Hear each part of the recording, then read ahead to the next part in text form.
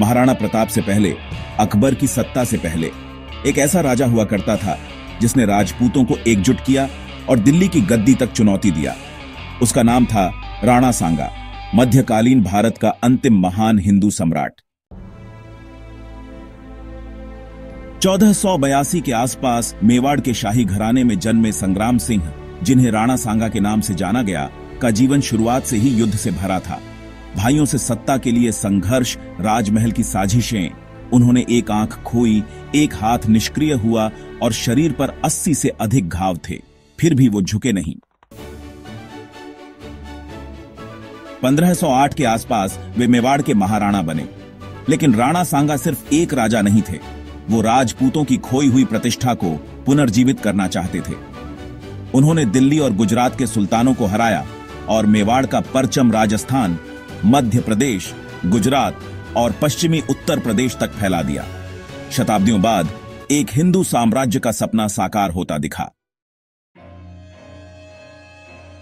1526 में एक नया तूफान भारत में आया, बाबर। उसने पानीपत की पहली लड़ाई में इब्राहिम लोदी को हराया और मुगल साम्राज्य की नींव रखी। राणा सांगा ने उसे एक और विदेशी आक्रांता के रूप में देखा और निर्णय लिया, इस भूमि से उसे बाहर निकालना है। मार्च 1527, खानवा का मैदान।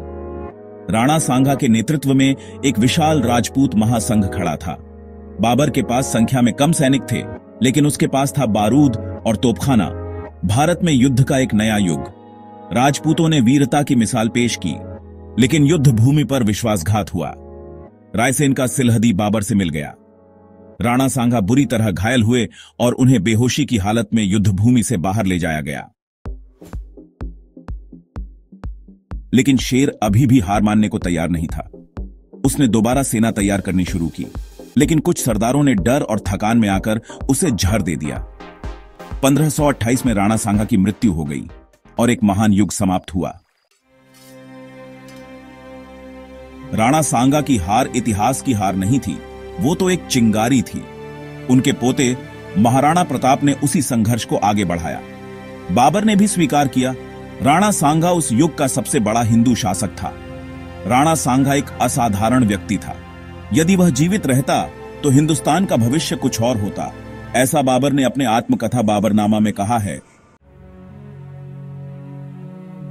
राणा सांगा का जीवन हमें सिखाता है कि चाहे धोखा मिले, पराजय हो, मृत्यु सामने हो, लेकिन साहस, एकता और स्वाभिमान वो अस्त्र हैं जो इतिहास को बदल सकते हैं। ऐसे और ऐतिहासिक वीडियो के लिए चैनल को सब्सक्राइब करें, लाइक करें और कमेंट में बताएं क्या राणा सांगा को भारतीय इतिहास में और अधिक सम्मान मिलना चाहिए।